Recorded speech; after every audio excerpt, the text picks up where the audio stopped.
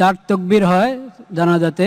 প্রথম তাকবীর আমরা হাত উঠাবো, প্রথম তাকবীরের পরে সানা, দ্বিতীয় তাকবীর এরপর দুরূদ শরীফ, তৃতীয় তাকবীরের পর দোয়া, চতুর্থ তাকবীরের পর। জানাজায় সূরা ফাতিহা পড়ার পক্ষে এবং না পড়ার পক্ষে হাদিস আছে কি? সাহাবীদের পক্ষ থেকে স্পষ্ট বর্ণনা আছে যে রাসূলুল্লাহ সাল্লাল্লাহু আলাইহি ওয়াসাল্লামের সুন্নাত জানাজায় সূরা ফাতিহা পড়া। আর রাসূলুল্লাহ সাল্লাল্লাহু আলাইহি ওয়াসাল্লামের পক্ষ থেকে একটা আম হাদিস আছে যে সূরা ফাতিহা ছাড়া সালাত হয় না। সেই আম হাদিসের ভিত্তিতে আমরা মনে করি সকল সালাতে সূরা ফাতিহা পড়তে হবে। সূর্যগ্রহণের সালাত, চন্দ্রগ্রহণের সালাত, বৃষ্টি প্রার্থনার সালাত, জানাজার সালাত, সালাতুল খৌফ, যত রকমের সালাত হতে পারে। বানু ইসরাইলরা প্রত্যেক যেই ফিতনায় পা দিয়েছে, যেই বিপদের মুখোমুখি হয়েছে, তার প্রায় কাছাকাছি সমপরিমাণ ফিতনা এবং বিপদ উম্মতে মুহাম্মাদি ফেস করবে। তো সেই বিপদের একটা বিপদ আমরা এখন ফেস করতেছি, সেটা হচ্ছে গোলামি। বানু ইসরাইলরা একটা বিপদ ফেস করেছিল, গোলামি, দাসত্ব। এটা ছিল ফেরাউনের গোলামি। এবং এই গোলামির সময়কাল ছিল ঐতিহাসিকদের মতামত অনুযায়ী 300 থেকে 400 বছর। শুরু ইউসুফ আলাইহিসসালামের মৃত্যুর পরে, শেষ মূসা আলাইহিসসালাতু ওয়াসসালামের বিজয়ের পরে। তাহলে ইউসুফ আলাইহিসসালাম থেকে মূসা আলাইহিসসালাম পর্যন্ত প্রায় 400 বছর বানু ইসরাইল ফেরাউনের গোলাম ছিল। আর বানু ইসরাইল এরা সবাই নবীদের সন্তান, ইউসুফ আলাইহিসসালাম এবং তার 11 ভাইয়ের সন্তান, তারাই বানু ইসরাইল। ওয়াইয ইসতাসকা মূসা লিকওমিহি ফাকুলনা যরিব বিআসাকাল হাজার ফানফাজারাত মিনহু ইসনাতা আশারাতা আইনা। যখন বানু ইসরাইলরা মূসা আলাইহিস সালামকে বলল যে মরুভূমিতে পানি কোথায় পাবো, তখন আমরা মূসাকে বললাম লাঠি দিয়ে পাথরে আঘাত করো। মূসা আলাইহিস সালাম লাঠি দিয়ে পাথরে আঘাত করলেন, তখন পাথর থেকে একটা নয় 12টা ঝর্ণা বের হলো। 12টা কেন? ইউসুফ আলাইহিস সালামেরা 12 ভাই। তাহলে এই যে মূসা আলাইহিস সালামের সাথে যারা আছে, এরা 400 বছর আগে যে ইউসুফ আলাইহিস সালাম আর তার ভাইয়েরা চলে গেছে, তাদের সন্তান। এক এক ছেলে থেকে কয়েক হাজার মানুষ হয়ে গেছে। এক ইউসুফ আলাইহিস সালামেরই বংশ দেখা যাচ্ছে কয়েক হাজার, তার ভাইয়ের কয়েক হাজার, এভাবে 12 জনের অন্তত 2-3 হাজার করে ধরলে 24,000, 30,000। তাহলে ওই এক একটা ভাইয়ের সন্তানের জন্য এক একটা করে ঝর্ণা তৈরি হয়েছে। এবং মুফাসসিরিনে কেরাম বলছে, যখন ফেরাউন ডুবে গেল এবং মূসা আলাইহিস সালামের লাঠির আঘাতে রাস্তা তৈরি হলো, তখনও 12টা রাস্তা তৈরি হয়েছে। এটার পক্ষে অনেক দলিল পাওয়া যায় যে ঝর্ণা যেমন 12টা হয়েছিল, রাস্তা তেমন 12টা। তো বোঝানোর উদ্দেশ্য হচ্ছে এরা নবীর সন্তান কিন্তু গোলাম হয়ে গেছিল, ফেরাউনের গোলাম। এবং এই রকম নিকৃষ্ট ভয়াবহ গোলামি পৃথিবীতে আর অতীতে কোনো দিন যায়নি, পরেও এখন পর্যন্ত আর আসেনি। ইউযাব্বিহুনা আবনাকুম ওয়া ইস্তাহইউনা নিসাআকুম ওয়া ফি যালিকুম বালাউম মির রাব্বিকুম আযীম। স্মরণ করো সেই দিনের কথা, যেই দিন ফেরাউন তোমাদের ছেলে সন্তানদের জবাই করত এবং মেয়ে সন্তানদের বাঁচিয়ে রাখত। এরকম ভয়াবহ জুলম, ভয়াবহ গোলামি পৃথিবীতে আগেও কোনো দিন আসেনি, পরেও আসেনি। তা আমরা বলছি উম্মতে মুহাম্মাদের সমস্যা হচ্ছে এখন তারা গোলামির জীবন যাপন করছে। উম্মতে মুহাম্মাদের গোলামির জীবন শুরু হয়েছে কোথায় থেকে? ইউরোপীয় উপনিবেশ হচ্ছে মুসলমানদের গোলামি। তাহলে আমরা বাংলাদেশিরা যদি গণনা করি যে আমরা কতদিন থেকে গোলাম, ভারত, পাকিস্তান, বাংলাদেশি, তাহলে আমরা গোলাম হচ্ছে 1757 থেকে।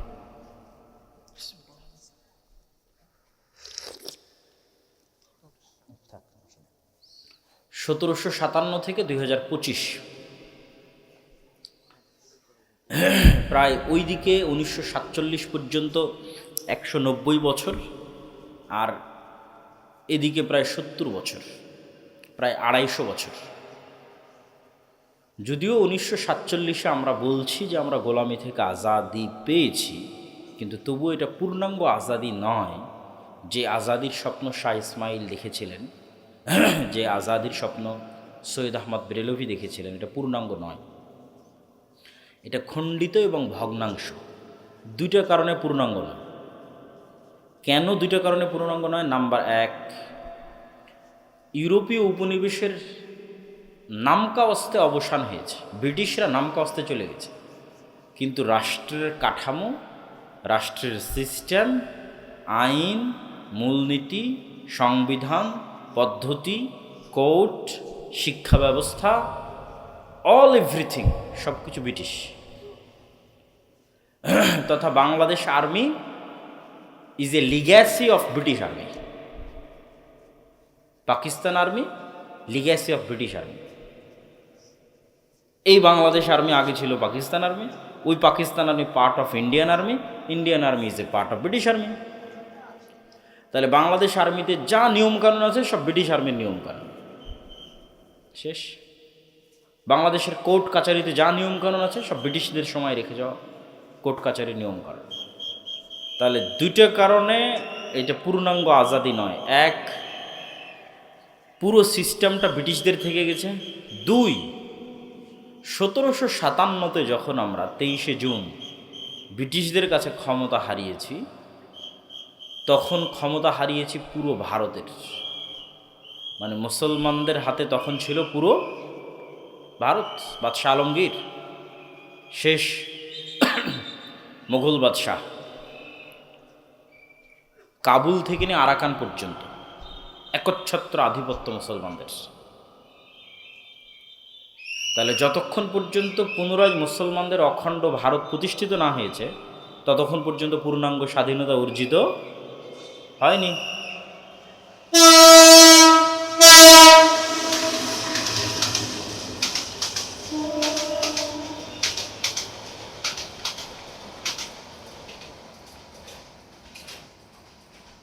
দুইটা কারণে আমাদের স্বাধীনতা পূর্ণাঙ্গ নয়। এক, সিস্টেম ব্রিটিশদের। দুই, আমাদের কন্ট্রোলে ছিল কাবুল থেকে আরাকান, আর পেয়েছি কতটুকু? এই বঙ্গোপসাগরের কোনায় এতটুকু, আর ওই আফগানিস্তানের পাহাড়ের কোনায় এতটুকু। তাহলে তো এটা হলো না। যতক্ষণ পর্যন্ত অখণ্ড মুসলমানদের ভারত প্রতিষ্ঠিত না হয়েছে, মুসলমানদের অখণ্ড ভারত, এবং যতক্ষণ পর্যন্ত পূর্ণাঙ্গ ইসলামী সিস্টেম, ব্রিটিশদের রেখে যাওয়া যে সিস্টেম, ওটা ভেঙে না পড়েছে, ততক্ষণ পর্যন্ত পূর্ণাঙ্গ গোলামি থেকে মুক্তি হবে না।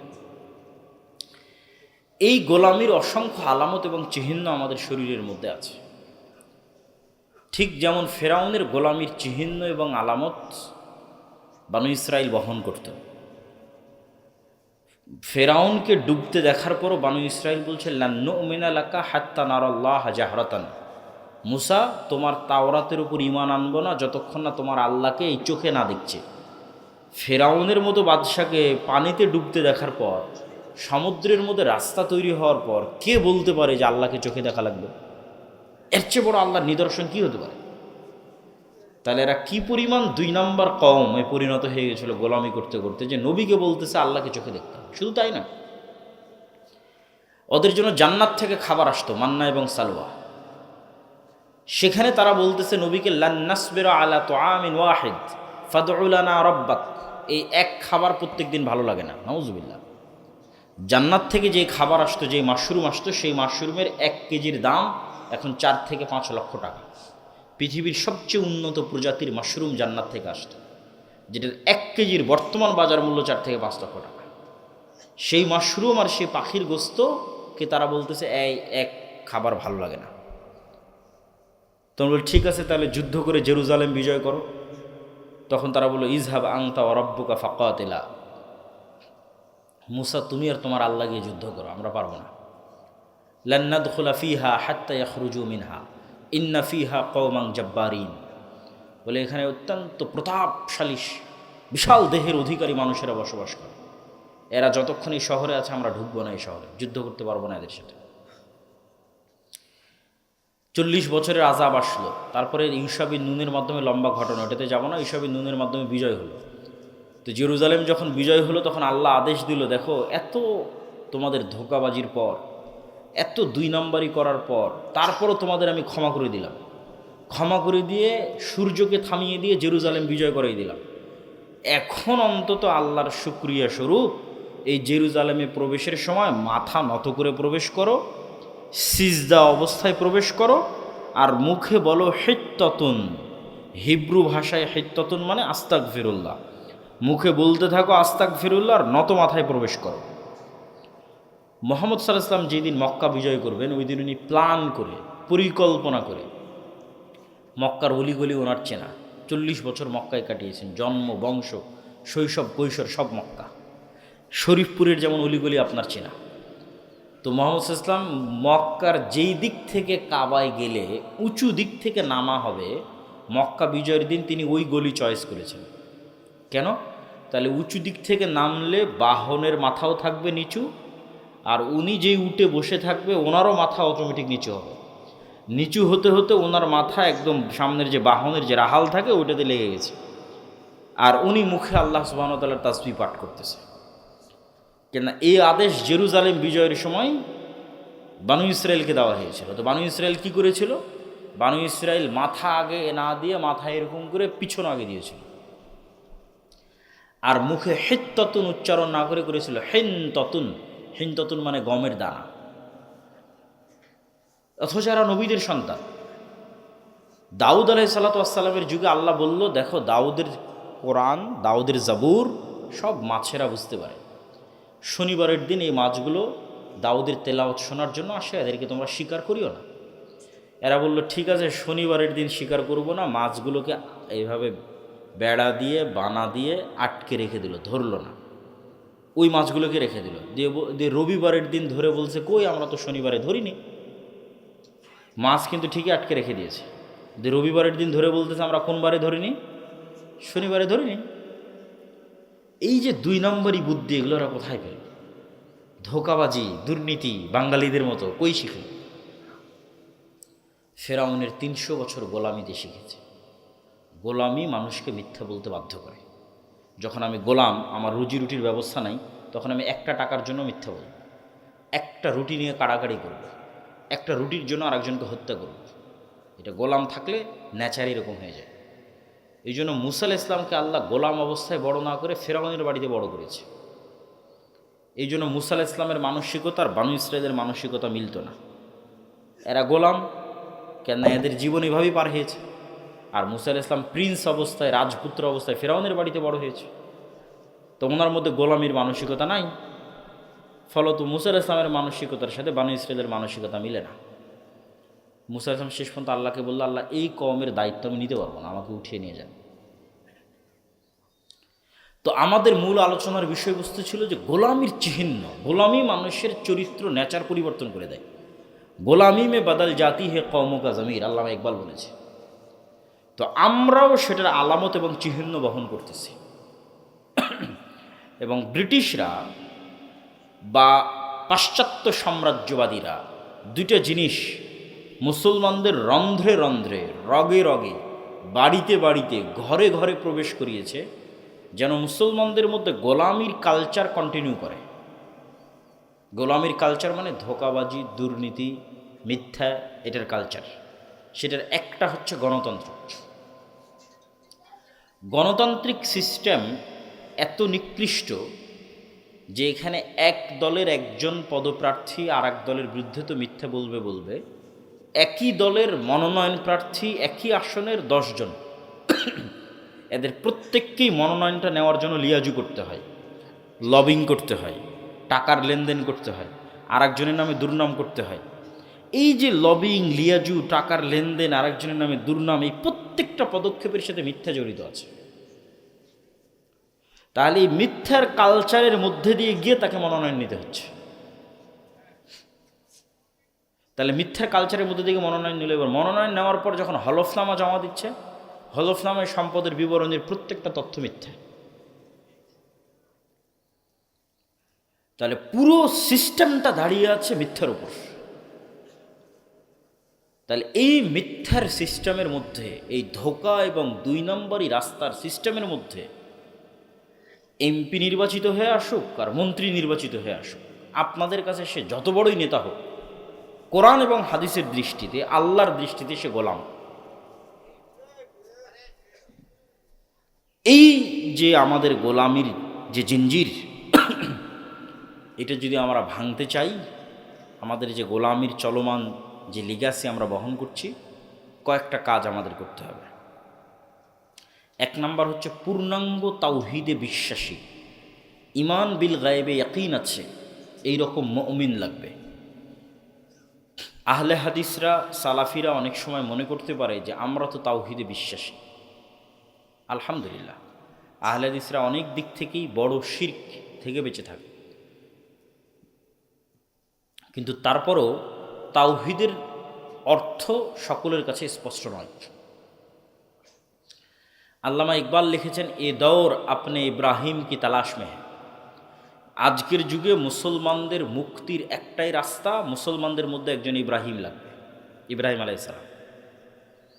আজকের মুসলমানদের বাঁচার একটাই রাস্তা, আজকের যুগের মুসলমানদের মধ্যে একজন ইব্রাহিম তৈরি হতে হবে, শতভাগ তাওহীদপন্থী মুমিন লাগবে। তো ইব্রাহিমের কি এমন ছিল যা আজকের মুসলমানদের নাই, অথবা আজকের আহলে হাদিসদেরও নাই? কি ছিল ইব্রাহিমের? ইব্রাহিম এবং ইসমাইল আলাইহিসসালাম যখন পরস্পরের কুরবানির জন্য প্রস্তুতি নিলেন, তখন কোরআনের ওই জায়গায় আয়াত আছে, আসলামা ওয়াতাল্লাহু লিল জাবিন, তারা দুইজন ইসলাম গ্রহণ করেছে। শাব্দিক অনুবাদ করলাম। তো ইব্রাহিম আর ইসমাইল তো আগে থেকে ইসলাম গ্রহণ করেছে। তো আজকে যখন মাথা ছুরির নিচে, পিতা ছুরি ধরে আছে আর সন্তান ছুরির নিচে, তখন কিসের ইসলাম গ্রহণ হল? ইসলাম মানে আল্লাহর সিদ্ধান্তের সামনে পরিপূর্ণ আত্মসমর্পণ। তো আজকে পিতা নিহত হওয়ার জন্য প্রস্তুত, কেননা সিদ্ধান্ত আল্লাহর। আজকে পিতা সন্তানকে জবাই করার জন্য প্রস্তুত, কেননা সিদ্ধান্ত আল্লাহর। এই জন্য এখানে বলা হয়েছে আসলামা, আল্লাহর সিদ্ধান্তের সামনে দুইজন যেভাবে আত্মসমর্পণ করলো, এটাই ইসলাম। তো আমরা শতভাগ তাওহীদপন্থী নই। ধরেন আমরা আহলে হাদিসরা হয়তো শিরক থেকে বেঁচে থাকলাম, তাবিজ কবজ থেকে বেঁচে থাকলাম, কিন্তু আমি টাকার সামনে সব কিছু বিক্রি করে দিতে রাজি আছি, ক্ষমতার জন্য সব কিছু বিসর্জন দিতে রাজি আছি, নিজের নফসের শাহওয়াতকে পূরণ করার জন্য সব কিছু বিসর্জন দিতে রাজি আছি। সেটা নারী হোক, মদ হোক, জুয়া হোক, বিড়ি হোক, সিগারেট হোক। তখন নফসের শাহওয়াতকে কোরআনে বলা হয়েছে ইলাহ, ইলাহাহু হাওয়া। তাহলে শুধু কবরে সিজদা দিলে মানুষ মুশরিক হয়ে গেল, আর আমি কবরে সিজদা দিই না তাই বড় তাওহীদপন্থী? জি না, আমার ইলাহ তো বিড়ি, আমার ইলাহ সিগারেট, আমার ইলাহ মদ, আমার ইলাহ জুয়া, আমার ইলাহ ক্ষমতা, আমার ইলাহ ওই নারী, আমার ইলাহ ওই টাকা। তাহলে শতভাগ তাওহীদপন্থী মানে সব দিক থেকে মুক্ত। এ দৌর আপনি ইব্রাহিম কি তালাশ মে হ্যাঁ, মানে ইব্রাহিমের কলব সকল কিছু থেকে মুক্ত। ইব্রাহিম ছিল পূর্ণ মুসলিম, মানে আল্লাহর সিদ্ধান্তের সামনে নিজের না নাফসের সিদ্ধান্ত, আল্লাহর সিদ্ধান্তের সামনে না টাকার মূল্য, আল্লাহর সিদ্ধান্তের সামনে না বিড়ি সিগারেটের মূল্য, আল্লাহর সিদ্ধান্তের সামনে না জুয়ার মূল্য, না নারীর মূল্য, আর না আল্লাহর সিদ্ধান্তের সামনে কবর তাবিজ কবজের মূল্য। আল্লাহর সিদ্ধান্ত যা, তার সামনে আমি মাথা নত করলাম। এরকম পূর্ণাঙ্গ তাওহীদপন্থী মানুষ খুঁজে পাওয়া খুব দুষ্কর, খুবই দুষ্কর। এই জন্য আল্লামা ইকবাল আরও একটা কবিতায় বলেছেন, নয়ে জামানে কে আজর নে তারা শোয়ে হ্যাঁ সনম আও, যে আজকের মুসলমানদের প্রত্যেকটা বাড়িতে মূর্তি আছে, কিন্তু এই মূর্তি ওই ইব্রাহিম আলাইহিস সালামের পিতা আজরের তৈরি করা মূর্তি নয়, হিন্দুদের মা কালী দেবী দুর্গার মূর্তি নয়। এই মূর্তি নতুন যুগের আজরেরা তৈরি করেছে। ইনসারে খুদাও মে বড়া সবসে ওয়াতন হ্যাঁ, ইসকা जो पैराहन है वो मजहब का कफन है। আজকের আধুনিক যুগের আজরেরা যত মূর্তি তৈরি করেছে, যেমন গণতন্ত্র একটা মূর্তি, ন্যাশনালিজম জাতীয়তাবাদ একটা মূর্তি, সেকুলারিজম ধর্মনিরপেক্ষ মতবাদ একটা মূর্তি, সমাজতন্ত্র সোশ্যালিজম একটা মূর্তি। তাহলে আজকের মুসলমানেরা মূর্তির পূজা করে, তো সেই মূর্তি তুমি হিন্দুদের মূর্তি খুঁজতে গেলে হবে না। আজকের মুসলমানেরা যেই মূর্তির পূজা করে সেই মূর্তি হচ্ছে এগুলো। তাহলে এই বিমূর্ত মূর্তির পূজা করে আমরা কিন্তু ইব্রাহিম হতে পারবো না। তাহলে এক নাম্বার যে বিজয়ের শর্ত হচ্ছে পূর্ণাঙ্গ তাওহীদপন্থী মুমিন লাগবে, ইব্রাহিমের মতো। মানদণ্ড ইব্রাহিম আলাইহিস সালাতু ওয়াস সালাম, শতভাগ তাওহীদপন্থী, ইমান বিল গায়বে শতভাগ ইয়াকিন। 2 নাম্বার, নিশ্চিতভাবে বিশ্বাস করতে হবে আল্লাহর সাহায্য ছাড়া, গায়েবী মদদ ছাড়া ইসলাম এবং মুসলমানদের বিজয় হয় না। আর আল্লাহর সাহায্য এবং গায়েবী মদদ নিশ্চিত করতে হবে আমি কেমনে পাবো। দুনিয়ার শক্তিতে আমি যদি পারমাণবিক বমেরও মালিক হয়ে যাই, আর যদি আল্লাহর গায়েবী মদদ না থাকে, ইসলাম আর মুসলমানদের বিজয় হবে না। ব্যক্তিগত বিজয় হতে পারে, কোনো দলের বিজয় হতে পারে, দুনিয়াবী কোনো স্বার্থ হাসিল হতে পারে, কিন্তু পূর্ণাঙ্গ যে ইসলাম এবং মুসলমানদের বিজয়ের কথা বলছি, ওইটার জন্য আল্লাহর সাহায্য লাগবে। আল্লাহর সাহায্য কিভাবে আসবে? অনেকগুলো বিষয়ের মাধ্যমে আল্লাহর সাহায্য আসে, তার মধ্যে দুটো বিষয় আজকের আলোচনায় উল্লেখ করব। একটা হচ্ছে সালাত, আর একটা হচ্ছে জিকির। এই দুইটা পয়েন্টের আলোচনা খুব মনোযোগ দিয়ে শুনতে হবে, সালাত এবং জিকির। সালাত হচ্ছে পৃথিবীতে থাকা এমন এক উন্নত প্রযুক্তি বা টেকনোলজি বা মাধ্যম বা উপায়, যা দিয়ে দুনিয়াতে বসে থেকে সরাসরি সাত আসমানের সাথে যোগাযোগ তৈরি করা যায়, সম্পর্ক তৈরি করা যায়, কানেকশন তৈরি করা যায়। আমরা যেমন করোনার পরে অনেকেই লাইভ ক্লাস করি, জুম অ্যাপের মধ্যে লগ ইন দিয়ে পাসওয়ার্ড দিয়ে প্রবেশ করে লাইভে ক্লাস করি, অথবা লাইভে আমরা টক শো করি, যেখানে একজন আরেকজনের মুখোমুখি হয় 1000 কিলোমিটার দূরে থাকার পর। ওয়াশিংটন থেকে একজন মুখোমুখি হয়েছে, একজন ঢাকা থেকে, একজন জাপান থেকে মুখোমুখি হচ্ছে। তো এই যে আমরা পরস্পর লাইভ ক্লাসে মুখোমুখি হচ্ছি, এই ইন্টারনেট, এই মোবাইলের চেয়েও লক্ষ কোটি গুণ, হাজারো গুণ উন্নত প্রযুক্তি হচ্ছে সালাত, যেখানে রব্বুল আলামিনের সাথে বান্দা লাইভ কানেক্টেড হয়, মুখোমুখি হয়। রাসূল সাল্লাল্লাহু আলাইহি ওয়াসাল্লামের হাদিস তোমাদের পরিভাষায় আমি অনুবাদ করলাম। রাসূল সাল্লাল্লাহু আলাইহি ওয়াসাল্লাম বলছেন, বান্দা যখন সিজদার দিকে তাকায় এবং তার কলব দুনিয়ার সকল চিন্তা থেকে মুক্ত থাকে, তখন আল্লাহ ও বান্দার মুখোমুখি হন। আর মানুষের কলব যখন আল্লাহর সাথে কানেক্টেড না থেকে দুনিয়ার কোনো চিন্তায় মগ্ন হয়, তখন আল্লাহ বিচ্ছিন্ন হয়ে যায়। এটা আমি তোমাদের ভাষায় অনুবাদ করলাম যে লাইভ, আল্লাহ সুবহানাহু ওয়া তাআলা লাইভ বান্দার মুখোমুখি হয়।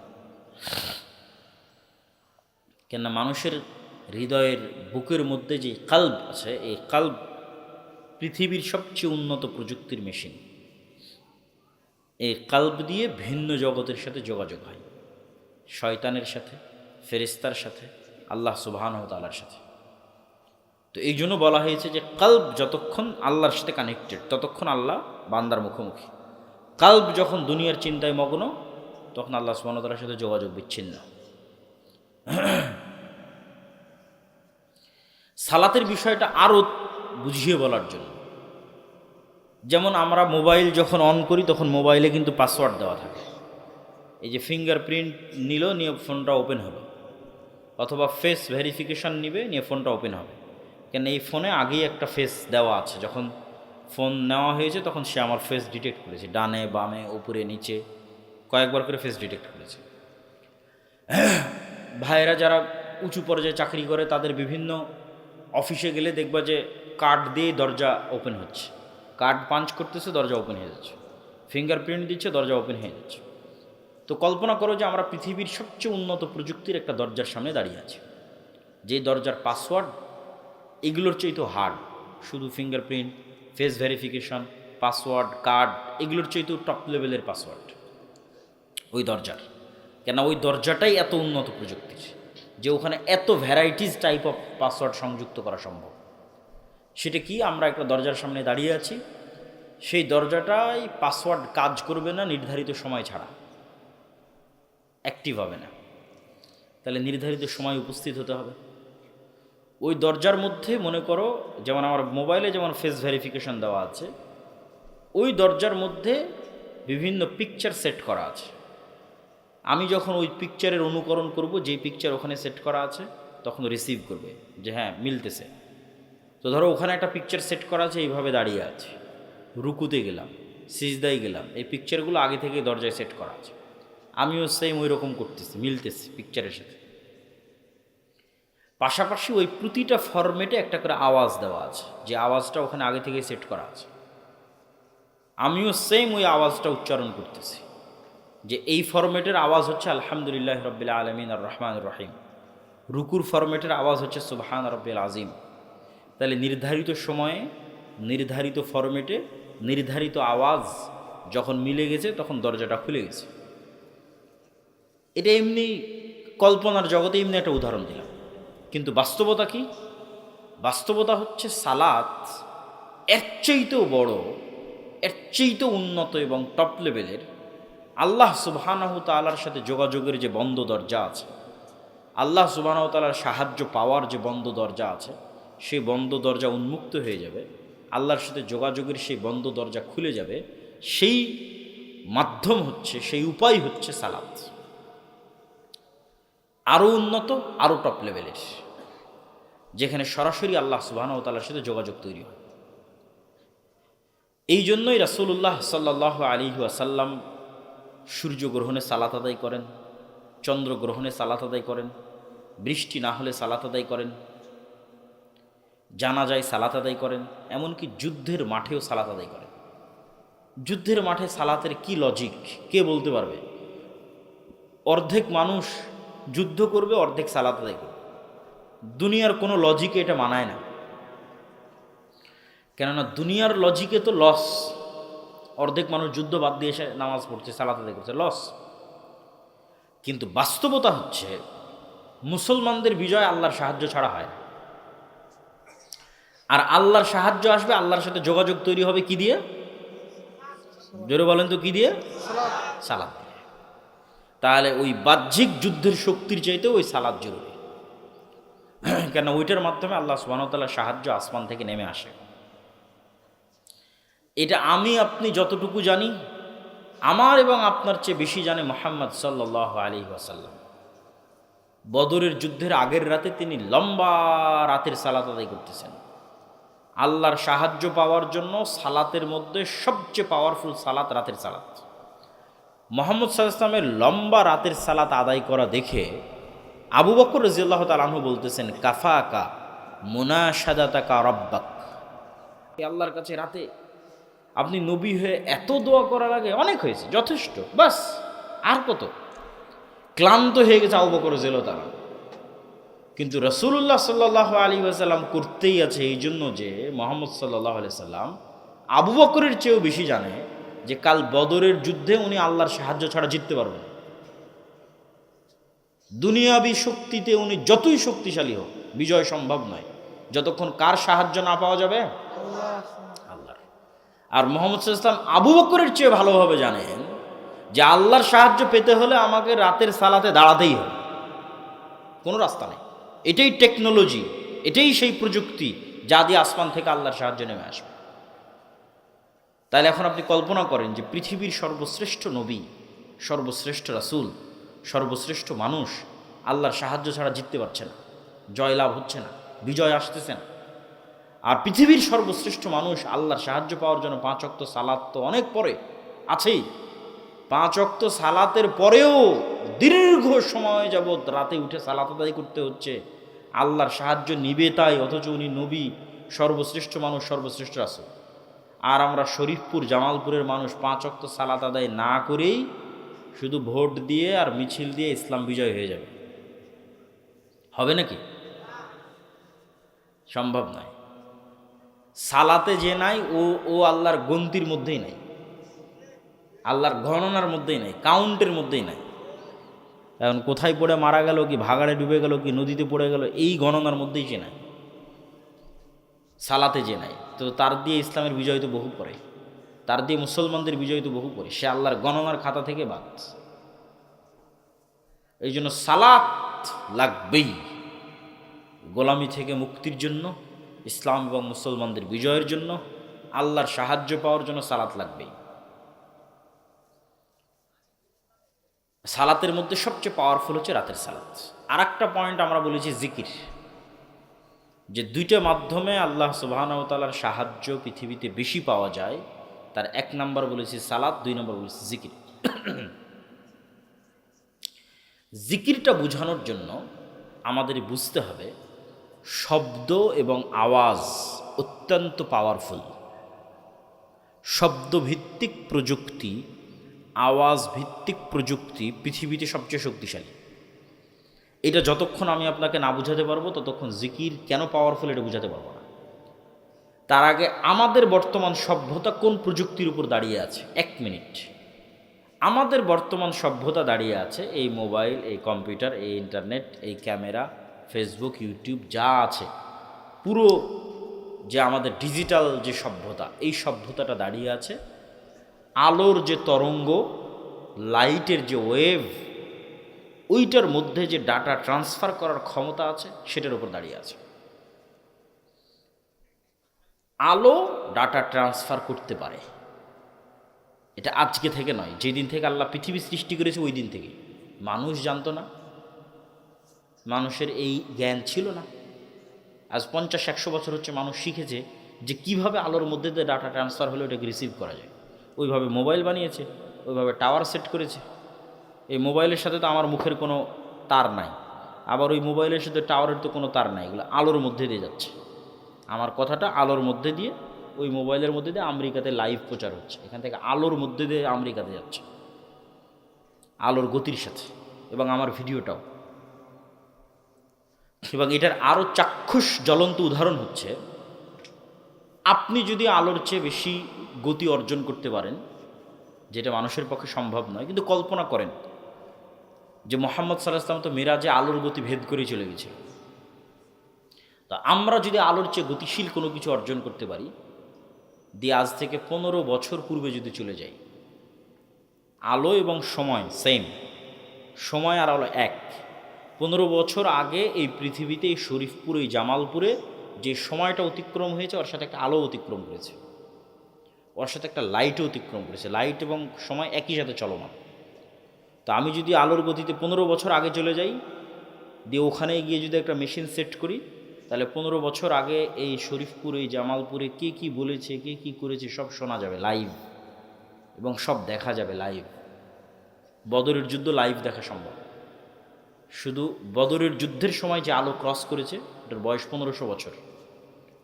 ওই 1500 বছর আলো এখন যত দূর আছে মহাকাশে, ওখানে গিয়ে ধরতে হবে। ওখানে গিয়ে ধরলে লাইভ দেখা যাবে, রাসূল সাল্লাল্লাহু আলাইহি ওয়াসাল্লামের আওয়াজ, সাউন্ড লাইভ শোনা যাবে, হাদিস এবং যুদ্ধ লাইভ দেখা যাবে। এই জন্য মানুষের কোনো কিছু হারায় না, আমরা যা করছি কিচ্ছু হারায় না, সব আলোর মধ্যে আছে। তাহলে মানুষই তো মানুষের হিসাব নিতে পারবে, আল্লাহর হিসাব নেওয়া তো বহু পরে। আল্লাহ সুবহানাহু ওয়া তাআলা তো এগুলোর কোনোটারই মুখাপেক্ষী নন, কিন্তু তারপর আমাদের জ্ঞান দিয়ে আমরা যতটুকু অর্জন করেছি সেটাতে আমরাই আমাদের হাতে ধরা। তো আধুনিক সভ্যতা দাঁড়িয়ে আছে এই আলো কেন্দ্রিক, এই লাইট কেন্দ্রিক, তরঙ্গ ওয়েভ কেন্দ্রিক প্রযুক্তির উপর। আর আমি এমন একটা প্রযুক্তির কথা বলছি যেটা শব্দ কেন্দ্রিক, আওয়াজ ভিত্তিক, আওয়াজ কেন্দ্রিক। এইটার কিছু জ্ঞান আল্লাহ সুলাইমান আলাইহিস সালাতু ওয়াস সালামকে দিয়েছিলেন। ওয়ামা উতিতু মিনাল ইলমি ইল্লা কালিলা। পিঁপড়া কি বলছে সেটা বোঝা, এবং আমি কোন কোন ধরনের আওয়াজ বের করলে পিঁপড়া বুঝবে। যেমন আমি কিন্তু এখন একটা আওয়াজই বের করতেছি, এটা বাংলায়।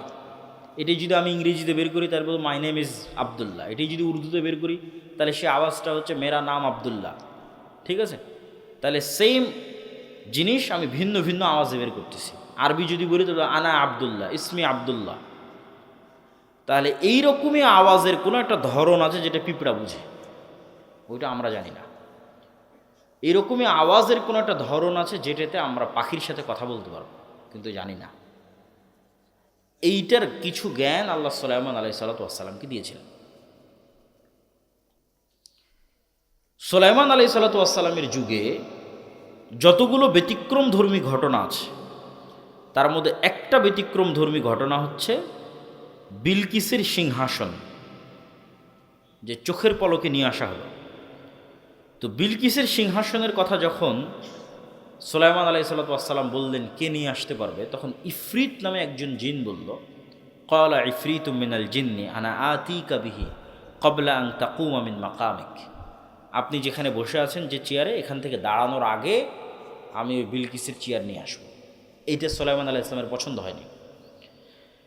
আর একজন বলল আল্লাযী ইনদাহু ইলমুম মিনাল কিতাব।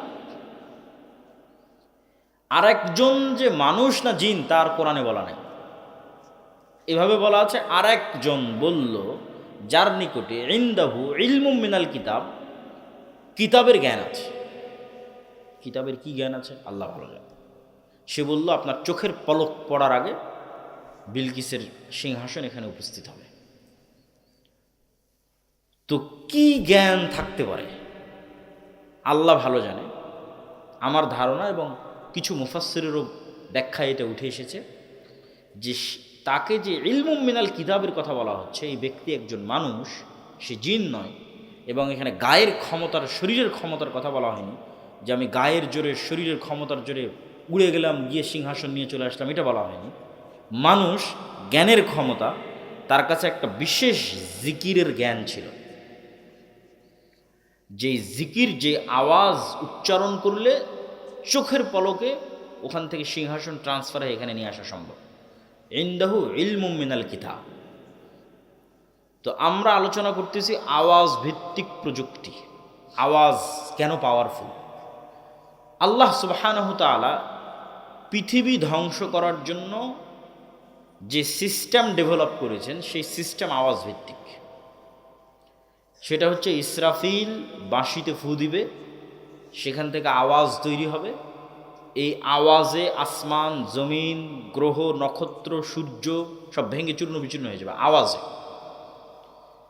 ঠিক পুনরুত্থানের জন্য আল্লাহ যে সিস্টেম তৈরি করেছেন, যে পৃথিবীর সব মানুষ, সব জিন, সব ফেরেশতা মৃত্যুবরণ করে শেষ। কুল্লু মান আলাইহা ফান ওয়া ইয়াবকা ওয়াজহু রাব্বিকা যুল জালালি ওয়াল ইকরাম। মালাকুল মউত, জিবরাইল সব মারা গেছে, কেউ নাই। তারপরে আল্লাহ পুনরুত্থান ঘটাতে চান, তখন পুনরায় ইসরাফিলকে তৈরি করে ইসরাফিলকে বাঁশিতে ফু দিতে বলা হবে। এবং ইসরাফিলের বাঁশির ফুয়ের আওয়াজে পৃথিবীর সব মানুষ যারা মারা গেছে আদম থেকে কিয়ামত পর্যন্ত সব কবর থেকে উঠতে থাকবে উলঙ্গ অবস্থায়, খালি পায়ে, এবং হাসরের দিকে যাত্রা শুরু করবে। আওয়াজ কেন পাওয়ারফুল, কেন শক্তিশালী? তার শেষ দলিল আল্লাহ সুবহানাহু ওয়া তাআলা কোরআন মাজিদে বলেন, ইউসাব্বিহু লিল্লাহি মা ফিস সামাওয়াতি ওয়া মা ফিল আরজ। এই আসমান এবং জমিন এবং তার মধ্যে যা কিছু আছে, জীব জন্তু, জড়বস্তু, জড় পদার্থ, কীট পতঙ্গ, পঙ্গপাল, এই চেয়ার, এই জামা কাপড়, এই প্যান্ডেল, আপনাদের গায়ে যার যত জামা আছে, মোবাইল, ক্যামেরা, যা আছে, ওই আউড়, পোয়াল, ধুলিকণা, বালিকণা, জুতা, স্যান্ডেল সব 24 ঘন্টা আল্লাহর তাসবিহ পাঠ করতেছে। বলেন আল্লাহু আকবার। তাহলে 24 ঘন্টা তারা আওয়াজ তৈরি করতেছে, আওয়াজ বের হচ্ছে। এই চেয়ার থেকে আওয়াজ বের হচ্ছে, এই কাপড় থেকে আওয়াজ বের হচ্ছে। শুনতে পাই না কেন? পিঁপড়া যে চলে আর আওয়াজ শুনতে পান? তো পিঁপড়া চললে আওয়াজ হয় না? আওয়াজ হয়। তো পিঁপড়া চলার আওয়াজ যেমন শুনতে পান না, তেমন এই কাপড় যে তাসবিহ পাঠ করতেছে, এখান থেকে যে আওয়াজ বের হচ্ছে, এটা শুনতে পান। এটাই শুধু ভয়ঙ্কর নয়, এর চেয়েও ভয়ঙ্কর। এই সব কিছু শুধু আওয়াজ তৈরি করতেছে না, বরং এরা আওয়াজ শুনতেও পারে, বুঝতেও পারে। সেটার দলিল রাসূলুল্লাহ সাল্লাল্লাহু আলাইহি ওয়াসাল্লাম বলছেন, মুয়াজ্জিন যখন আজান দেয়, তখন যতদূর পর্যন্ত মুয়াজ্জিনের আওয়াজ যায়, ততদূর পর্যন্ত জীব জন্তু, জড়বস্তু, জড় পদার্থ, কীট পতঙ্গ, পঙ্গপাল, এরা সব ওই তাসবিহ, ওই জিকির বুঝে, এবং কিয়ামতের মাঠে ওই তাসবিহ, ওই জিকির, ওই আজানের পক্ষে সাক্ষী দিবে। তাহলে এই চেয়ার সুবহানাল্লাহ বলতেছে, আবার আমি যে সুবহানাল্লাহ বলতেছি, এই সুবহানাল্লাহ বুঝতে হচ্ছে। এই জন্য আওয়াজ বা জিকির মোস্ট পাওয়ারফুল, সবচেয়ে পাওয়ারফুল। আর এই জন্য উম্মতে মুহাম্মাদির কাছে মুসা আলাইহিস সালাতু ওয়াস সালামের কাছে যে লাঠি ছিল, সেই লাঠির চাইতে পাওয়ারফুল জিনিস আছে উম্মতে মুহাম্মাদির কাছে। মুসা আলাইহিস সালাতু ওয়াস সালামের কাছে যে হাতের মুজিজা ছিল, তার চাইতে পাওয়ারফুল জিনিস আছে উম্মতে মুহাম্মাদির কাছে। সেটা হচ্ছে কোরআন। কেননা কোরআন সরাসরি আল্লাহর আওয়াজ, আল্লাহর সাউন্ড, আল্লাহর শব্দ, আল্লাহর বাক্য। বলেন আল্লাহু আকবার। এর চাইতে শক্তিশালী কিছু পৃথিবীতে নেই। এই জন্য জিকিরের মধ্যে সর্বশ্রেষ্ঠ জিকির কোরআন। এই জন্য কোরআনের তাজবিদ বিশুদ্ধ করতে হয়। আমার তাজবিদ যদি হুবহু মুহাম্মদ সাল্লাল্লাহু আলাইহি ওয়াসাল্লামের মতো হয় উচ্চারণ, আর মুহাম্মদ সাল্লাল্লাহু আলাইহি ওয়াসাল্লামেরটা হুবহু জিবরাইল আলাইহিস সালামের মতো, আর জিব্রাইলেরটা হুবহু আল্লাহ সুবহানাহু ওয়া তাআলার মতো। এভাবে আওয়াজ ট্রান্সফার হতে হতে আমাদের পর্যন্ত এসেছে। আল্লাহর শব্দ, আল্লাহর বাক্য। জিব্রাইল শুনেছেন, জিব্রাইল থেকে মুহাম্মদ সাল্লাল্লাহু আলাইহি ওয়াসাল্লাম, মুহাম্মদ সাল্লাল্লাহু আলাইহি ওয়াসাল্লাম থেকে আমরা। এই জন্য কোরআন সবচেয়ে পাওয়ারফুল। এবং রাসূলুল্লাহ সাল্লাল্লাহু আলাইহি ওয়াসাল্লাম বলেছেন, কিয়ামতের পূর্ব মুহূর্তে অনেক শহর মুসলমানেরা বিজয় করবে, অনেক শহরের দেওয়াল ভেঙে পড়ে যাবে শুধু মুসলমানদের তাকবীর ধ্বনিতে, আল্লাহু আকবার ধ্বনিতে। মানে শুধু আওয়াজ দিয়ে। এবার জিকিরের ক্ষমতা এবং শক্তির সম্পর্কে দুইটা দলিল দেই। মুসা আলাইহিস সালাতু ওয়াস সালামকে যখন আল্লাহ সুবহানাহু ওয়া তাআলা বললেন, ইযহাব ইলা ফিরআউন ইন্নাহু তাগা, যাও ফেরাউনের কাছে, সে অহংকার করেছে। তখন মুসা আলাইহিস সালামকে লাঠি দেওয়া হলো, লাঠি দিয়ে ছাড়লে সাপ তৈরি হবে, হাতের মজেজা দেওয়া হলো, জিহুব্বার কথার শক্তি ফিরিয়ে দেওয়া হলো, সাবলীলতা, ভাইকে সঙ্গী করে দেওয়া হলো। তারপরে আল্লাহ সুবহানাহু ওয়া তাআলা বলছেন, ওয়ালা তানিয়া ফি জিকরি, মুসা সব দিলাম, কিন্তু আমাকে স্মরণ করতে, আমার জিকির করতে ভোলা যাবে না, না হলে সব ডিঅ্যাক্টিভেট হয়ে যেতে পারে। কল্পনা করেন, এমনি উদাহরণ হিসেবে বোঝার জন্য, কল্পনা করেন যে মুসা আলাইহিস সালাতু ওয়াস সালাম এক সপ্তাহ থেকে সালাত আদায় করেনি, এক সপ্তাহ থেকে একবারও আল্লাহকে স্মরণ করেনি, আল্লাহর জিকির করেনি। আস্তাগফিরুল্লাহ, সুবহানাল্লাহ, আলহামদুলিল্লাহ, অন্তরের যে জিকির, সালাতেও নাই, জিকিরও নাই। এক সপ্তাহের মাথায় মুসা আলাইহিস সালাতু ওয়াস সালাম এবার তার লাঠি ছাড়তেছে, লাঠি আর সাপ হয় না। লাঠি দিয়ে সমুদ্রে আঘাত করতেছে, আর রাস্তা তৈরি হয় না। হাত বগল থেকে বের করতেছে, আর জ্বলে না, কেন সব ডিঅ্যাক্টিভেট হয়ে গেছে। আল্লাহ শর্ত দিয়েছে, ওয়ালা তানিয়া ফি জিকরি, যা দিয়েছি সব অ্যাক্টিভ থাকবে। যদি তোমার কালব, যদি মুসার কালব সালাতের মাধ্যমে এবং জিকিরের মাধ্যমে আল্লাহর সাথে কানেক্টেড থাকে, তাহলে যা যা দেওয়া আছে সব অ্যাক্টিভ থাকবে। এখন মুসা আলাইহিস সালামের কালব সালাত এবং জিকিরের মাধ্যমে আল্লাহর সাথে কানেক্টেড, তখন মুসা আলাইহিস সালাম লাঠি ছাড়লে সাপও হবে, মুসা আলাইহিস সালাম লাঠি দিয়ে আঘাত করলে সমুদ্রের মধ্যে রাস্তাও তৈরি হবে। এলে জিকির, জিকির এবং সালাতে নাই, আল্লাহ সুবহানাহু ওয়া তাআলার খাতাতেও নাই, আল্লাহ সুবহানাহু ওয়া তাআলার গণনাতেও নাই। জাকারিয়া আলাইহিস সালাতু ওয়াস সালাম কুল্লামা দাখালা আলাইহা জাকারিয়াল মিহরাব ওয়াজাদা ইনদাহা রিজকা ক্বালা ইয়া মারইয়ামু আন্না লাকি হাযা ক্বালাত হিয়া মিন ইনদিল্লাহ ইন্নাল্লাহা ইয়ারযুকু মান ইয়াশা বিগাইরি হিসাব। মারিয়াম আলাইহিস সালাতু ওয়াস সালামের কাছে অসময়ের ফলমূল খাবার। জাকারিয়া আলাইহিস সালাম জিজ্ঞেস করছেন কিভাবে? বলে আল্লাহর পক্ষ থেকে। হুনালিকা দাআ জাকারিয়া রাব্বাহ, ওখানেই জাকারিয়া আলাইহিস সালাম আল্লাহর কাছে দোয়া করছেন, আল্লাহ এরকম যদি আমারও একটা সৎ সন্তান থাকতো। তো আল্লাহ ফেরেশতাদের মাধ্যমে জাকারিয়া আলাইহিস সালাতু ওয়াস সালামকে সুসংবাদ দিলেন যে তোমার সন্তান হবে। আল্লাহ সেই সন্তানের নাম রেখে দিয়েছে ইয়াহইয়া, আল্লাহ নাম রেখেছে। এখন এত বড় সুসংবাদ পাওয়ার পর জাকারিয়া আলাইহিস সালাতু ওয়াস সালামের নিজেরই আর বিশ্বাস হয় না, কেন ওনার অবস্থা উনি ভালো জানে। ওনার দাড়ি, ওনার চুল, ওনার শরীরের সক্ষমতা, ওনার স্ত্রীর বন্ধ্যাত্ব সব উনি জানে। তাহলে উনি বলল আর আল্লাহ বলল দিয়ে দিব, বলল আর হয়ে গেল, ওনার আর বিশ্বাস হয় না।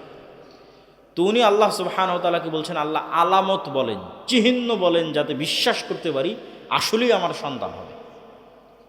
তখন আল্লাহ বলছেন, তোমার আলামত এবং চিহ্ন হচ্ছে সকাল সন্ধ্যার জিকির। সকাল সন্ধ্যার জিকিরে সব অসম্ভব সম্ভব হয়ে যাবে, সব অসম্ভব। সন্ধ্যা মানে মাগরিবের পরে নয়, আসরের পর থেকে সূর্য ডোবার পূর্ব পর্যন্ত। বুকরাতাও ওয়া আসিলা বিল আশিয়্যি ওয়াল ইবকার ক্বাবলা তুলুইশ শামসি ওয়া ক্বাবলাল গুরুব, এগুলো কোরআনের আয়াত। সকাল সন্ধ্যায় জিকিরের বিষয়ে আল্লাহ সুবহানাহু ওয়া তাআলার আদেশ। আর সকাল মানে ফজরের পর থেকে নিয়ে সূর্য ওঠা পর্যন্ত। এবং জিকির কেন শ্রেষ্ঠ? সব ইবাদত জিকির, এমনকি সালাতও জিকির। এই যে ছেলেরা, তোমরা কোথায় যাচ্ছ?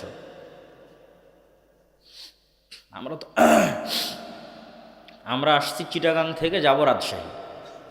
তা আমাদেরই তো কষ্ট বেশি, আমাদেরই তাড়া আছে যে বক্তব্য দ্রুত শেষ করতে হবে। অতএব বক্তব্যের মধ্যে উঠাচলা করিও না, আর অল্প সময়ের মধ্যে বক্তব্য শেষ করব। বক্তব্যের মধ্যে উঠাচলা করলে বিরক্ত হয়, বিরক্ত বোধ হয়। তো সকল ইবাদতই জিকির, যেমন সালাত। আল্লাহ সুবহানাহু ওয়া তাআলা কোরআন মাজিদে বলছেন, আকিমিস সালাতা লিযিকরি, সালাত কায়েম করো আমাকে স্মরণ করার জন্য, আমার জিকিরের জন্য। এই জন্য মনে রাখবেন, সালাতের নির্ধারিত ফরম্যাট মিস গেলেও কোনো সমস্যা নেই। মানে আপনি এখন অসুস্থ, দাঁড়িয়ে সালাত আদায় করতে পারছেন না, তো বসে করেন। বসে পারছেন না তো শুয়ে করেন। প্যারালাইজড অবস্থায় আছে, আপনার হাত পা কিচ্ছু নড়ে না, তো কিচ্ছু নড়া লাগবে না। আল্লাহকে স্মরণ করার জন্য আবার কি নড়া লাগে? আল্লাহকে স্মরণ করার জন্য কালব আর ব্রেন ঠিক থাকলেই হয়। উজুর পানি নাই, নাই। তায়াম্মুমের মাটি নাই, নাই। কেবলা চিনেন না, চিনেন না। আবু গারিব কারাগারে কাপড় নাই, উলঙ্গ অবস্থায় আছেন, তো নাই। সালাতের মূল উদ্দেশ্য কি? আল্লাহ বলছেন, আকিমিস সালাত লিযিকরি। সালাতের মূল উদ্দেশ্য হচ্ছে তোমার কালবকে দিনে রাতে 24 ঘন্টায় অন্তত 5 বার আল্লাহকে স্মরণ করতে হবে। তো স্মরণ করতে তোমার কিচ্ছু লাগবে না। তাহলে কি দিয়ে তুমি বলবা, যে কোন অজুহাত দিয়ে তুমি বলবা যে আমি সালাত আদায় করবো না? কোনো অজুহাতই নেই। যতক্ষণ জ্ঞান আছে ততক্ষণ সালাত আছে, যতক্ষণ সজাগ আছে ততক্ষণ সালাত। তাতে যদি সব বাদ যায়, সব বাদ যাক, কোনো সমস্যা নেই। কেবলা বাদ গেছে জানি না, অজু করার জায়গা নাই, তায়াম্মুম করার জায়গা নাই, কাপড় অপবিত্র, পবিত্র করার কাপড় নাই, সব কোনো দরকার নাই, কোনো কিছুর দরকার নেই। যেটা যেটা পারতেছে না সব বাদ, কিন্তু সালাত চলবে। কেন? সালাতের মূল উদ্দেশ্য হচ্ছে তোমার কালবকে দিনে রাতে 5 বার আল্লাহকে স্মরণ করতে হবে। আকিমিস সালাত লিযিকরি। এই জন্য সালাতের কোনো মাফ নাই, অন্তত 5 ওয়াক্ত সালাতের কোনো মাফ নাই। কেন? কোনো অজুহাত নাই মাফ দেওয়ার। এটা ছাড়া যে আল্লাহ আমি অজ্ঞান ছিলাম, এটা ছাড়া যে আল্লাহ আমি মারা গেছি, এটা ছাড়া যে আল্লাহ আমি পাগল হয়ে গেছি, এটা ছাড়া যে আল্লাহ আমি ঘুমন্ত ছিলাম, আর কোনো অজুহাত নাই। কাল ঠিক আছে, ব্রেন ঠিক আছে, সালাত চলবে। যে অবস্থায় থাকো চলতে হবে সালাত। এটাই সালাতের মূল উদ্দেশ্য। আকিমিস সালাত লিযিকরি। এই জন্য সালাতের শুরু থেকে নিয়ে শেষ পর্যন্ত জিকিরই বেশি আছে, দোয়া কম আছে। আজান জিকির, ইকামাত জিকির। আল্লাহু আকবার বলে সালাত শুরু হলো, এই আল্লাহু আকবার জিকির। সূরা ফাতিহা পড়লাম, কোরআনের অন্য একটা সূরা পড়লাম, এটা সর্বশ্রেষ্ঠ জিকির, কেন এটা আল্লাহর বাণী। সামি আল্লাহু লিমান হামিদা বলে রব্বানা লাকাল হামদ বললাম, আল্লাহর প্রশংসা করলাম, এটা জিকির, এখানেও দোয়া নাই। আল্লাহু আকবার বলে রুকুতে গেলাম, সুবহান রাব্বিয়াল আযীম, ওটাও জিকির, তাসবিহ, ওখানেও দোয়া নাই। আল্লাহু আকবার বলে সিজদায় গেলাম, সুবহান রাব্বিয়াল আলা, ওখানেও জিকির, আল্লাহর তাসবিহ, দোয়া নাই। দোয়া একদম সালাম ফেরার পূর্ব মুহূর্তে আছে। বাকি পুরো সালাত জিকিরের বিভিন্ন পার্ট দিয়ে পূর্ণ করা আছে। জিকিরের বিভিন্ন পার্ট, দাঁড়ানো অবস্থায় কোরআন তেলাওয়াতের জিকির, রুকু এবং সিজদা অবস্থায় তাসবিহের জিকির, আর একদম সালাম ফেরানোর পূর্বে দোয়া। তো আমরা বলছিলাম দুটো জিনিস দিয়ে আল্লাহর সাহায্য পাওয়া যায়, সালাত এবং জিকির। রাতের সালাত এবং সকাল সন্ধ্যার জিকির। এবং জিকির কেন পাওয়ারফুল, আওয়াজ কেন পাওয়ারফুল, সাউন্ড কেন পাওয়ারফুল, সেটা আমরা বিস্তারিত তুলে ধরেছি। ওইটা যে একবার বুঝবে তার জন্য এটা বোঝা সহজ হবে যে জিকির কেন পাওয়ারফুল। কেন আল্লাহ বললেন সুবহানাল্লাযী সাখখারা লানা হাযা ওমা কুন্না লাহু মুকরিনিন। বিমানে উঠছি আর বলছি এই বিমানকে আল্লাহ আমার অধীনস্থ করেছে। কেমনে সম্ভব?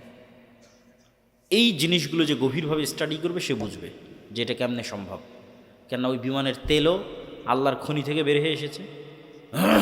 ওই বিমান যে ভূমণ্ডল, যে আবহাওয়া, যেই এতে উঠতেছে, সেখানে ভারসাম্য রক্ষা আল্লাহ সুবহানাহু ওয়া তাআলা করতেছে। বিমানের যতগুলো পার্টস তৈরি হয়েছে, ধরেন ব্যাটারি, ওই ব্যাটারি যে পদার্থ দিয়ে তৈরি হয়েছে এটা মানুষ তৈরি করতে পারবে না। ওটা ওই আফ্রিকার নির্ধারিত কিছু দেশ আছে, সেখানকার খনিজ থেকে বের হয়। তাহলে কোনো একটা পার্টস মানুষ নিজে শূন্য থেকে বের করতে পারবে না। সব আল্লাহর বিভিন্ন জিনিসকে ব্যবহার করে রিফাইন করে করে এক জায়গায় একত্রিত করা হয়েছে। তাহলে ওই প্রত্যেকটা জিনিস আল্লাহর তাসবিহ পাঠ করতেছে। ওই তেল যখন খনিতে ছিল তখনও তাসবিহ পাঠ করেছে, এখন বিমানে এসে যুক্ত হয়েছে তখনও তাসবিহ পাঠ করতেছে। এই গাছ যখন, এই চেয়ার যখন গাছে ছিল তখনও তাসবিহ পাঠ করেছে, এখন কেটে চেয়ার বানানো হয়েছে এখনও তাসবিহ পাঠ করতেছে। ওই গদিতে, বিমানের গদিতে যে তুলা আছে, ওই তুলা যখন গাছে ছিল তখনও তাসবিহ পাঠ করতেছে, ওখানেও তাসবিহ পাঠ করতেছে। এগুলো সব আল্লাহর নিয়ন্ত্রণে। এবং আমিও যে তাসবিহ পাঠ করতেছি সেগুলো ওরা বুঝে। এই পর্বের আলোচনা শেষ। এবার দুনিয়ার কিছু কথা বলি। দুনিয়ার কিছু কাজ শুধু গায়েবের কাজ দিয়ে বিজয় হয় না, দুনিয়াতেও কিছু করা লাগে। তো দুনিয়ার কিছু কাজ যেটাতে মুসলমানদের করতে হবে, তার 3টে কাজ সংক্ষেপে সংক্ষেপে বলবো, সময় যেহেতু অনেক অল্প। 1 নাম্বার, জ্ঞান ও শিক্ষা। আল্লাহ কিছু মূলনীতির উপর পৃথিবীকে তৈরি করেছে, কিছু সেট আপ, কিছু ডেভেলপমেন্ট, কিছু রুলস, কিছু মূলনীতি যেটা আল্লাহ ভাঙেন না। যেমন আগুন জ্বালিয়ে দিবে, ছুরি কাটবে, এগুলো আল্লাহরই মূলনীতি। বিজ্ঞানের যত, ফিজিক্সের যত মূলনীতি আছে সব আল্লাহ দিয়ে রেখেছে পৃথিবীর মধ্যে আগে থেকে। যত মূলনীতি আছে ফিজিক্সের, এগুলো আল্লাহ ভাঙ্গেন না, খুব কম। একমাত্র ইব্রাহিমের ক্ষেত্রে আগুনকে বলেছে জ্বালায় না, কিন্তু আসহাবুল উখদুদ সূরা বুরুজ পুরোই জ্বালিয়ে দিয়েছে। তরবারি দিয়ে আল্লাহ নবীকে হত্যা করে দেওয়া হয়েছে। আল্লাহ তরবারিকে বলেনি এটা নবীর চাচা, হত্যা করিও না, কাটিও না, না কাটিস। বদর, হুদ, খন্দক অসংখ্য সাহাবী শহীদ হয়েছে। তো পৃথিবীর মূলনীতিতে নেতা হওয়ার যে বাটন, যেটা আল্লাহ দিয়ে রেখেছে পৃথিবীর মধ্যে আল্লাহ এটা ইনস্টল করে দিয়ে রেখেছে। যে পৃথিবীর মূলনীতি হচ্ছে যে জ্ঞানী হবে সে নেতা হবে, যে জ্ঞানী হবে সে শক্তিশালী হবে। মোবাইলের একটা বাটনে চাপ দিলে যেমন লাইট জ্বলতেছে, ওইরকম জ্ঞানের বাটনে যে চাপ দিবে সে নেতা হবে। কারণ জ্ঞানের বাটনে ইহুদি চাপ দিল কি খ্রিস্টান, এটা আল্লাহ দেখবেন না। আল্লাহ এটা দেখবেন না যে শরীফপুর, জামালপুরের কিছু মদখোর, জুয়াখোর, গাঞ্জাখোর, বিড়িখোর, সিগারেটখোর জামালপুরের কিছু মানুষ free fire, PUBG, Facebook, YouTube, Twitter, IPL, BPL, online betting, জুয়া, এগুলো সময় নষ্টের রাস্তায় আছে। এরা আমার কিছু মুসলমান বান্দা। আর ওইদিকে ইউরোপ আমেরিকায় কিছু মানুষ, তারা খ্রিস্টান এবং ইহুদি, তারা জ্ঞান অর্জনের রাস্তায় আছে। তো আল্লাহ এসে বলবে না এই ইহুদি খ্রিস্টান তোরা থাম, তোরা যতই জ্ঞান অর্জন করিস তোদের নেতা বানাবো না। আমার কিছু জুয়াখোর আর মদখোর মুসলমান বান্দা আছে, ওদেরকে নেতা বানাবো। এটা আল্লাহ করবেন না, কেন আল্লাহ এভাবে পৃথিবীর মূলনীতি সাজাননি। তাহলে নেতা হতে হলে জ্ঞানের বাটনেই চাপ দিতে হবে, জ্ঞান অর্জন করা ছাড়া কোনো রাস্তা নেই। যেটাতে ইহুদি খ্রিস্টানরা আমাদের চেয়ে অনেক গুণে গিয়ে। ফলত যুবকেরা যদি মনে করে যে আমরা এই করব সেই করব, ইসলামের বিজয় দেখতে চাই, মুসলমানদের বিজয় দেখতে চাই, জ্ঞান অর্জন ছাড়া কোনো রাস্তা নাই। মুখের তাকবির দিয়ে, স্লোগান দিয়ে ওই লক্ষ কোটি ভোটারের কোনো দাম নাই। পঙ্গপালের মতো মানুষ তো 36শে জুলাইও রাস্তায় নেমেছিল। এরকম পঙ্গপালের মতো মানুষ আবার ভোটও দিতে যাবে, কিন্তু এই সারা বাংলাদেশের 16 কোটি মানুষের ভোট এক ব্রাক আর এক প্রথম আলোর সমান হবে না। বুঝলেন? এক ব্রাক আর এক প্রথম আলোর সমান 16 কোটি মানুষের ভোটের দাম নাই। অথচ ব্রাক প্রথম আলোকে ভোটও দিতে যাওয়া লাগে না।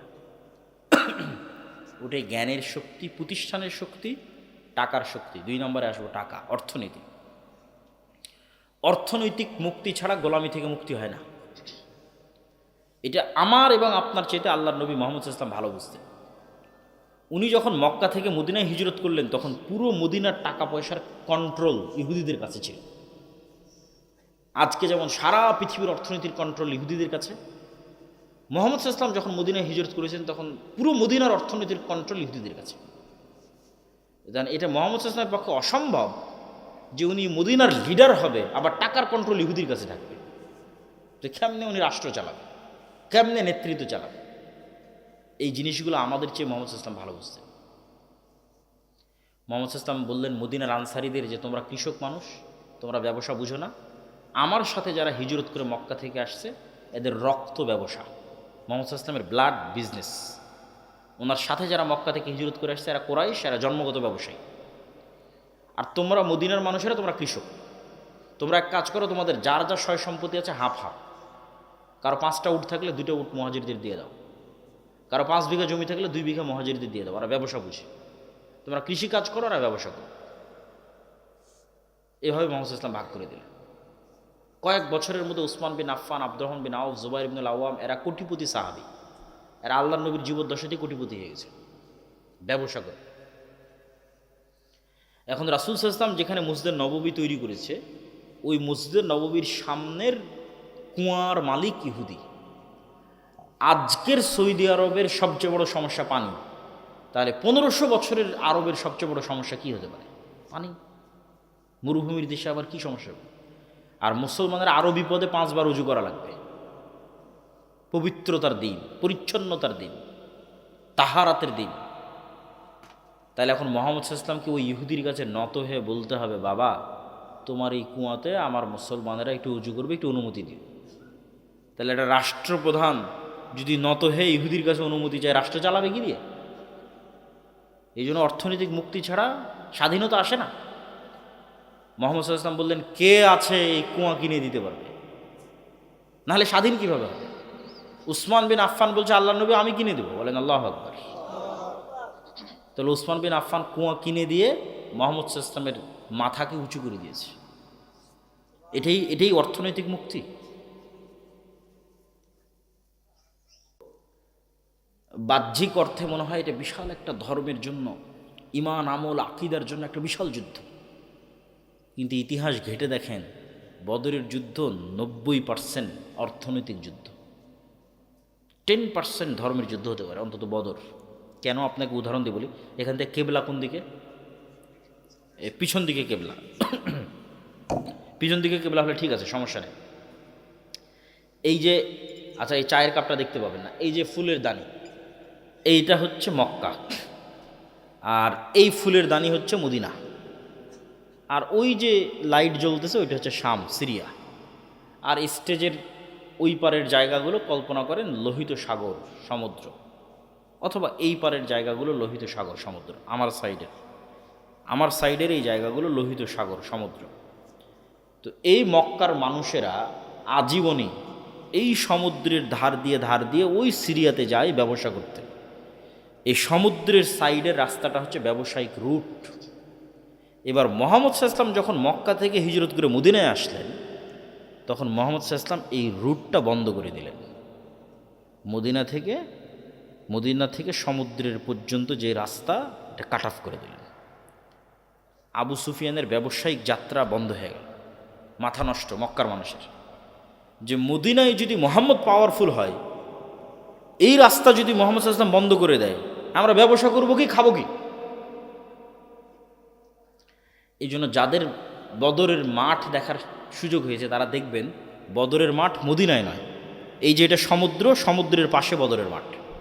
কেন? যুদ্ধটা হয়েছে ব্যবসায়িক রুট বন্ধ করা এবং খোলা নিয়ে, ব্যবসা টিকিয়ে রাখা এবং না রাখা নিয়ে, টাকার যুদ্ধ, অর্থনীতির যুদ্ধ। মুহাম্মদ সাল্লাল্লাহু আলাইহি ওয়াসাল্লাম টপ লেভেলের অর্থনীতিবিদ ছিলেন, যে মক্কাকে যতটা অর্থনৈতিকভাবে উনি দমন করতে পারবেন, ততটা মদিনা অর্থনৈতিকভাবে শক্তিশালী হবে। এবং এই কারণে আবু জাহাল এবং আবু সুফিয়ান প্রথম যুদ্ধ বদর, তারা ভয় পেয়ে গেছে।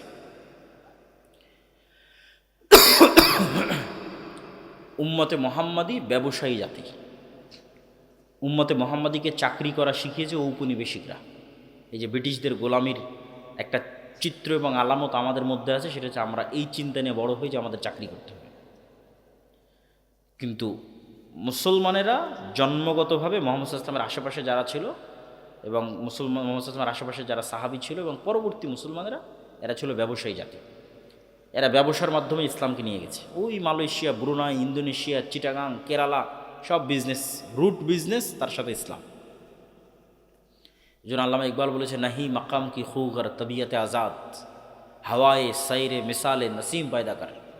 বলছে নির্ধারিত জায়গা আর নির্ধারিত কাজের মুখাপেক্ষী হয়ে থাকিস না, বরং সকালে প্রবাহিত বাতাসের যেমন কোনো সীমানা নাই, মুসলমানদের তেমন কোনো সীমানা নেই। जिंदा कौमों का अलामत यही है कि बदलती रहती है सुबह शाम उनकी जिंदगी। বলছে জীবিত জাতি ওরাই, মরেনি ওই সম্প্রদায় যাদের সকাল সন্ধ্যা প্রত্যেক দিন পরিবর্তন হয়। তো কাদের সকাল সন্ধ্যা প্রতিদিন পরিবর্তন হয়? একমাত্র মরু যাযাবর, মরু বিদুইনদের সকাল সন্ধ্যা প্রতিদিন পরিবর্তন হয়। কিভাবে? আজ এই জায়গাতে আছে, 2 দিন এখানে থাকার পর আবার পরের দিন সকালবেলা ওই তাবু গুটিয়ে নিয়ে আবার আর এক জায়গার উদ্দেশ্যে সফর করলো। কোথায় আবার একটু ঘাস আছে, কোথায় আবার একটু পানি আছে, সেখানে গিয়ে আবার 2 দিন। ওখান থেকে আবার 2 দিন পর উঠে আবার আর এক জায়গায়। তাহলে প্রতিদিন ওদের সকাল এবং সন্ধ্যা চেঞ্জ হচ্ছে। আমি প্রতিদিন ঘুম থেকে উঠে অফিসে যাচ্ছি, অফিস থেকে বাড়ি, অফিস থেকে বাড়ি, তাহলে আমার প্রতিদিন সকাল এবং সন্ধ্যার রুটিন সেম। তো আল্লামা ইকবাল বলছে মুসলমানরা এমন বিপ্লবী জাতি যাদের কোনোদিন সকাল সন্ধ্যা স্থির ছিল না, কারোরই না। সাহাবিদের যে বিজয় অভিযান শুরু হয়েছিল, এইদিকে ভারত পর্যন্ত, ওইদিকে মরক্কো পার হয়ে স্পেন পর্যন্ত, এইদিকে মধ্য এশিয়া পর্যন্ত, তো প্রতিদিন সকাল সন্ধ্যা পরিবর্তন। 90% সাহাবি নিজ বাড়িতে, নিজ ঘরে, নিজ এলাকায়, নিজ দেশে মারা যায়নি। সব কোন দিকে চলে গেছে, মক্কা মদিনা সব ছাড়িতে দেশ বিদেশ দিক বিদিক যে যার মতো পেরেছে, কেউ ব্যবসা, কেউ দাওয়াত, কেউ তাদরিস, ছুটে বেরিয়েছে। সকাল সন্ধ্যা প্রতিদিন পরিবর্তন হয়েছে। এটা বিপ্লবী জাতির আলামত, যাদের সকাল সন্ধ্যা প্রতিদিন পরিবর্তন হয়। শেষ পয়েন্ট, তাহলে দুনিয়ার কাজের 1 নম্বর পয়েন্ট বললাম জ্ঞান অর্জন, দুনিয়ার কাজের 2 নম্বর পয়েন্ট বললাম অর্থনৈতিক মুক্তি, দুনিয়ার কাজের 3 নম্বর পয়েন্ট হচ্ছে ন্যায়পরায়ণতা এবং সত্যবাদিতা। যেটা দিয়ে বক্তব্য শুরু করেছি যে বানু ইসরাইলরা মিথ্যা ধোঁকাবাজি 2 নম্বরই শিখেছে গোলামি করতে গিয়ে। আজকে আমরা মুসলমানেরা ওই সেম জায়গায় দাঁড়িয়ে আছি।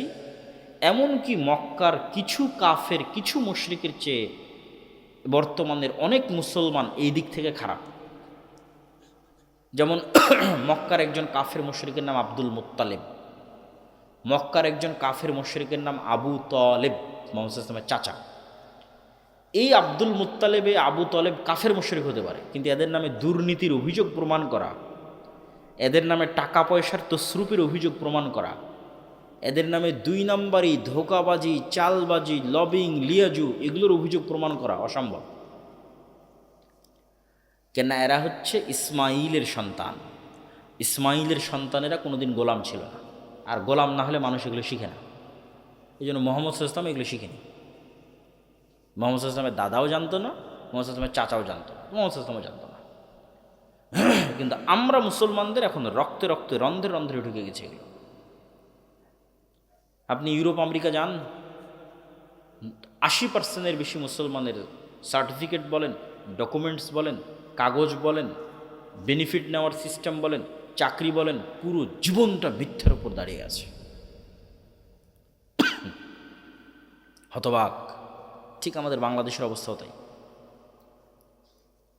এই জন্য আমাদের এমন একটা প্রজন্ম লাগবে যে প্রজন্ম সত্যবাদিতা এবং ন্যায়পরায়ণতায় অটল থাকবে।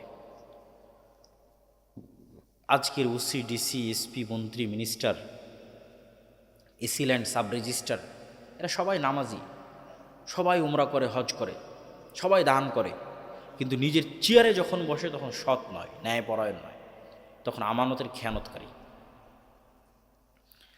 তাহলে চেয়ারে বসে যখন আমানতের খেয়ানত করেছে তখন ও মুনাফিক। ও এখনো বুঝেনি ইসলাম কাকে বলে, ও এখনো বুঝেনি ইমান কাকে বলে। ও মনে করেছে বাহ্যিক আমল দিয়ে আমি পার পেয়ে যাব। জি না, ওটা ধোঁকা। তার অন্তরে ইমানই প্রতিষ্ঠিত হয়নি, তাকে ইমান নবায়ন করতে হবে। তাহলে আমাদের বক্তব্যের সারমর্ম হচ্ছে এমন একটা প্রজন্ম দরকার, 500 জন, ধরেন 500 জন, যারা জ্ঞানে সর্বোচ্চ, যারা অর্থনৈতিকভাবে স্বাধীন, সক্ষম, অর্থনৈতিকভাবে গোলাম নয়, যারা সত্যবাদী, ন্যায়পরায়ণ, জ্ঞান আছে, বিক্রি হয় না। কত ডাক্তার নেবেন, কত ইঞ্জিনিয়ার নেবেন, জ্ঞান অর্জন করেছে কিন্তু স্বাক্ষরটাকে বিক্রি করে দিচ্ছে টাকার কাছে। আছে না? নাই? আছে। ওকে দিয়ে কাজ নাই, ও গোলাম, ওর 14 পুরুষ গোলাম। আপনি কেমনে বুঝবেন যে আপনার মধ্যে গোলামের আলামত আছে কি নাই? আপনি আপনার পিতার জমি আপনার বোনকে ন্যায়ের সাথে বন্টন করে দিয়েছেন কিনা, এভাবে কালবে হাত দিয়ে জিজ্ঞেস করতে হবে যে আমার পিতার জমি আমার বোনকে আমি কি ন্যায়ের সাথে বুঝিয়ে দিয়েছি, না আমার যেটা ভালো দামের রাস্তার পাশে ভিটা সেটা আমি নিয়েছি, যেটা আবাদ হয় না পানিতে, নদীতে, কম দামি সেটা বোনকে দিয়েছি, অথবা দেইনি, দিলে দেরিতে দিয়েছি। এটা একটা মাত্র আলামত দিলাম পরীক্ষার। যদি দেখেন আপনি টিকে গেছেন, আপনার মধ্যে নেতা হওয়ার গুণ আছে। আর যদি দেখেন টিকেননি, তাহলে আপনি গোলাম, আপনার পরবর্তী প্রজন্ম, কয় প্রজন্ম পর্যন্ত গোলাম আল্লাহ ভালো জানে। আপনাকে যদি আমি এখন বাংলাদেশের প্রধানমন্ত্রী করি, গত 16 বছর দুর্নীতি হয়েছে, আপনি তার চেয়ে বেশি দুর্নীতি করবেন। মসজিদ, মাদ্রাসা, আলেম ওলামা, ইসলামী দল সংগঠন, সব জায়গায় বাহ্যিক ইসলাম আছে, নাই কোনটা? এটা নাই। সত্যবাদিতা নাই, পরায়ণতা নাই। এটারই খুব দরকার মুসলমানদের মধ্যে, এবং এটাই সারমর্ম। 500 যুবক সর্বোচ্চ পর্যায়ের জ্ঞানী, অর্থনৈতিক সক্ষম, বিক্রি হয় না, উসমান হাদিদের মতো, যাদেরকে বিশ্ব মনে করবে যাকে গুলি করে না উড়িয়ে দিলে টিকা যাবে না, বাধ্য হবে গুলি করে উড়িয়ে দিতে, খুব ভয়ঙ্কর। এরকম একটা যুবকও ভয়ঙ্কর, সর্বোচ্চ পর্যায়ের জ্ঞানী, অর্থনৈতিক সক্ষম, মানে আত্মমর্যাদা আছে, বিক্রি হবে না অত সহজে, সত্যবাদী ন্যায় পরায়ণ, একজনও খুব ভয়ঙ্কর। তাহলে এরকম একজন যুবকও যদি খুব ভয়ঙ্কর হয়, তো তার উপর জুলুম বিপদ আপদ নেমে আসবে। তো বাঁচবে কীভাবে জুলুম বিপদ আপদ থেকে? আর আল্লাহর সাহায্য লাগবে, আল্লাহর সাহায্য ছাড়া টিকতে পারবে না।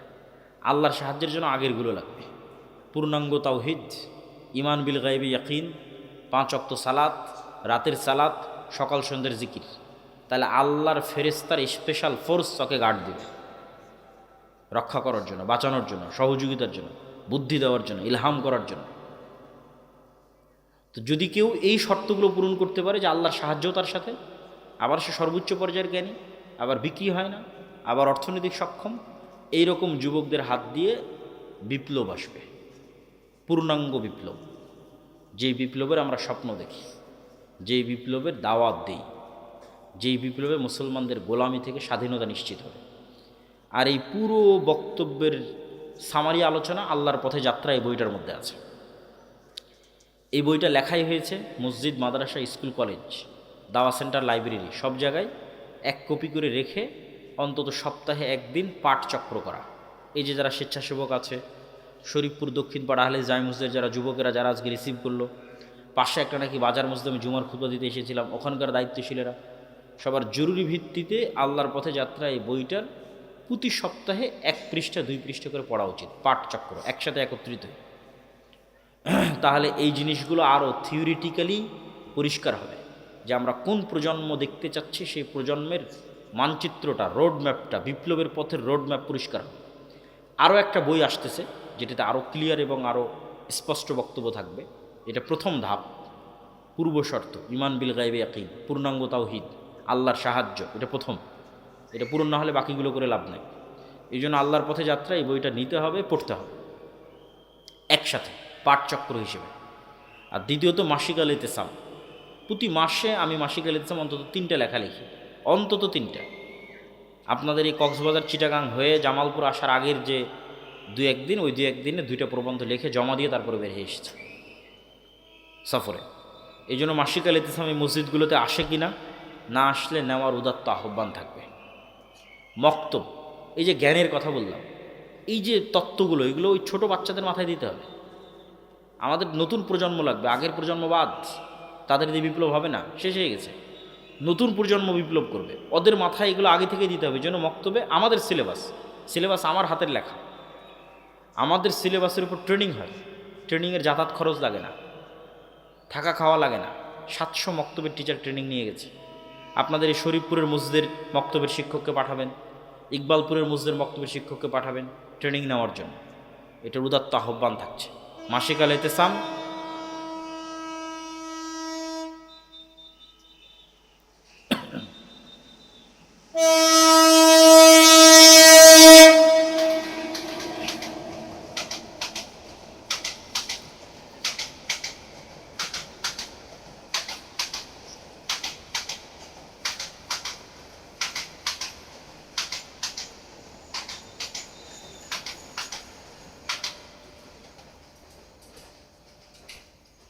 মাসিক আল ইতিসাম, মক্তব, আল্লাহর পথে যাত্রা, এই 3টা আপনাদের কাজ দেওয়া থাকলো। যুবকেরা তোমরা কই, স্বেচ্ছাসেবকেরা তোমরা কি শুনলা না সব উঠে চলে গেছো? তোমরা কি রাজি? হ্যাঁ, আওয়াজে শক্তি নাই যে? সবাই বলেন ইনশাআল্লাহ। আল্লাহ সুবহানাহু ওয়া তাআলা কবুল করুক আমাদেরকে, আল্লাহুম্মা আমিন। এই মাটি, এই জমিন, এই দেশকে আল্লাহ সুবহানাহু ওয়া তাআলা মুসলমানদের জন্য, মুসলমানদের নেতৃত্ব এবং স্বাধীনতার জন্য কবুল করুক। হইচই করিয়েন না, বক্তব্য শেষ, প্রশ্ন উত্তর আছে। কারো যদি খুব জরুরি প্রয়োজন থাকে ধীরে উঠে যান, আর যাদের ওরকম জরুরি প্রয়োজন নেই বসে থাকেন, প্রশ্ন উত্তরটা শেষ করি। নিচ্ছি, জুমার সালাত ও 5 ওয়াক্ত সালাত কোনোটাই আদায় করে না এমন ব্যক্তি নিশ্চিত কাফের। এই কাফেরকে সামাজিকভাবে বয়কট করতে হবে।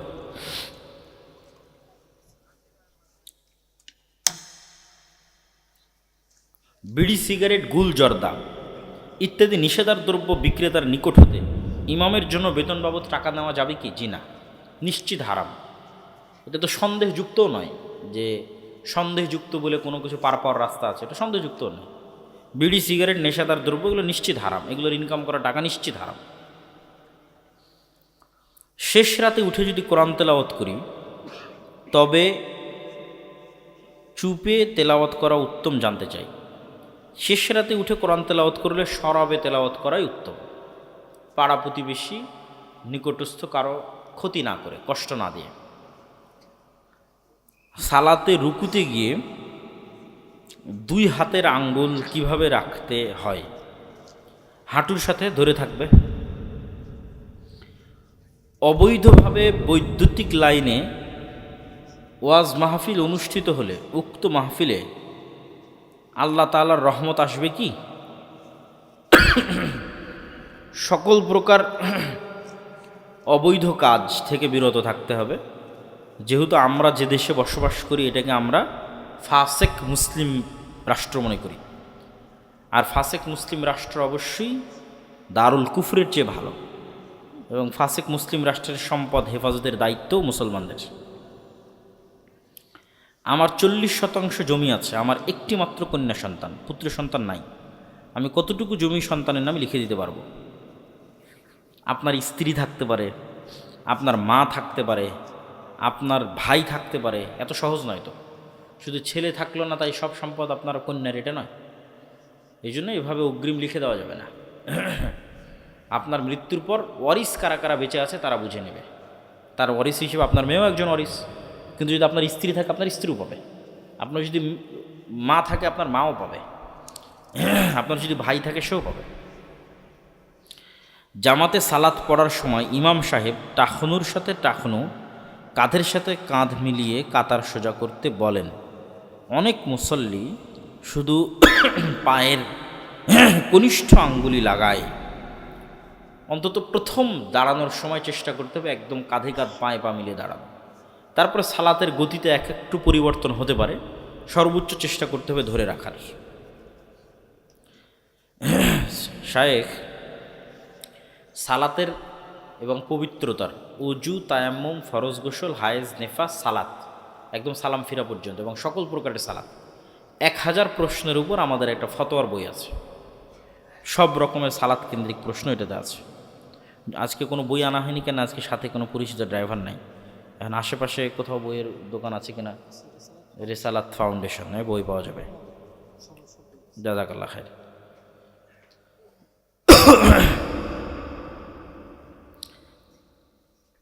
জানাজায় সূরা ফাতিহা পড়ার পক্ষে এবং না পড়ার পক্ষে হাদিস আছে কি?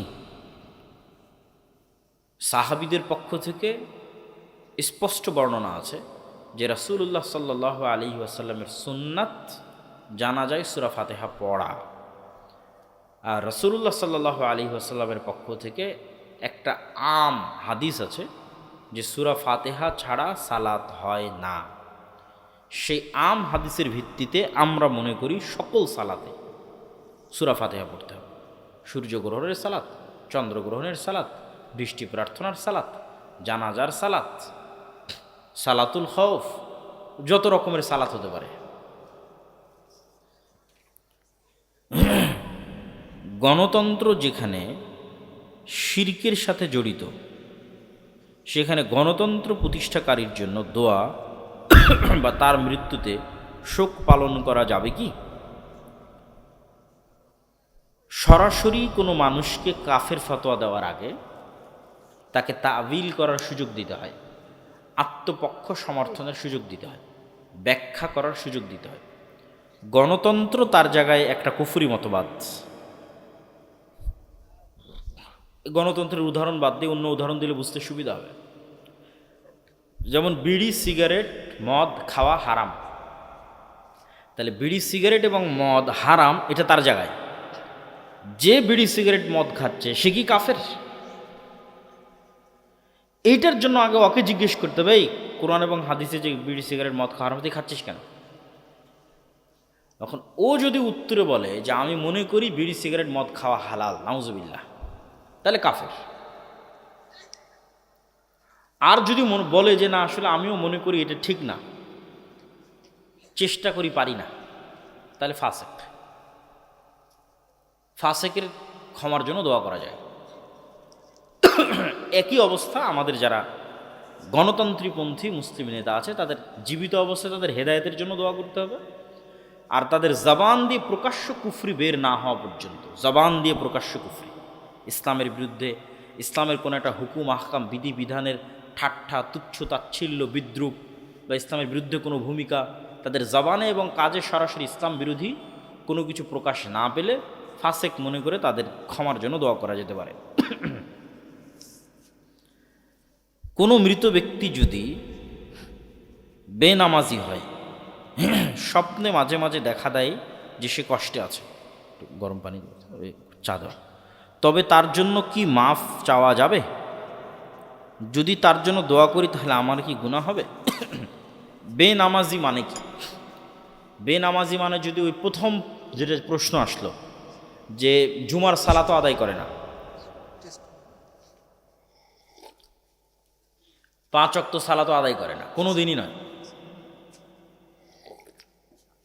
ঠিক আছে, কোনো দিনই না 5 ওয়াক্ত সালাতে না জুমার সালাতে, তাহলে তো স্পষ্ট কাফের। তাহলে ওকে মুসলমানদের গুরুস্থানে দাফন করে ঠিক হয়, আর জানাজা পড়াও ঠিক হয়। আর মোটামুটি মসজিদের সাথে যাতায়াত রাখে, 5 ওয়াক্ত সালাতও কখনো কখনো পড়ার চেষ্টা করে, জুমায় নিয়মিত থাকে, এইরকম মুসলমানকে ফাসেক মুসলমান হিসেবে অলস, ওয়াইলুল লিল মুসাল্লিন আল্লাযীনা হুম আন সালাতিহিম সাহুন, সালাত আদায় করতে চায় কিন্তু সালাত বিষয়ে গাফেল থাকে, তাদের জন্য দোয়া করা যায়, তাদের জানাজাও চলবে। তারা কবিরা গুনাহগার কিন্তু কাফের নয়।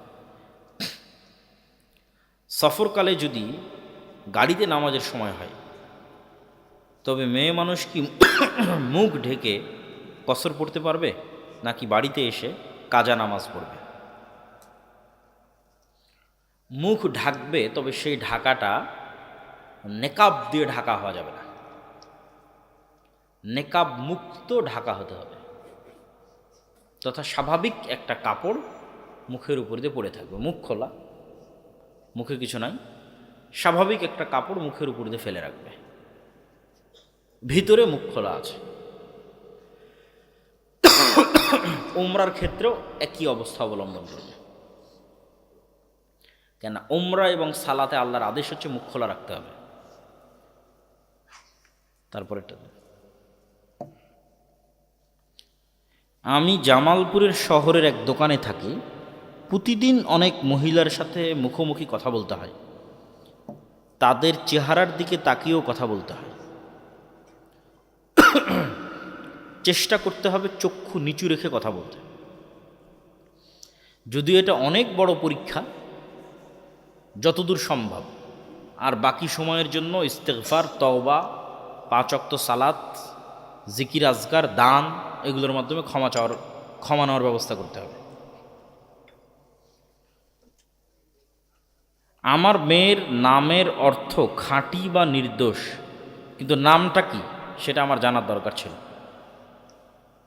খাঁটি বা নির্দোষ খারাপ নয়, ভালো, কিন্তু নামটা আসলে আরবিতে কি?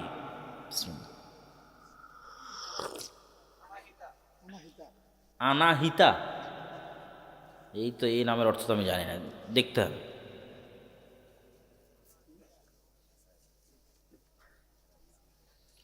শায়েখ, আপনি ইদানিং রাজনৈতিক বক্তব্য দিচ্ছেন, এ সম্পর্কে কিছু বলবেন? ঠাকুরগাঁয়ে এরকম একটা প্রশ্নের উত্তর দিয়েছিলাম, গত 2 দিন আগে ফেসবুকে পোস্ট দেওয়া আছে, ওখানে বিস্তারিত বলা আছে। নবীরাও রাজনীতি করেছে, কিন্তু রাজনীতি হবে নবীদের আদর্শ অনুযায়ী।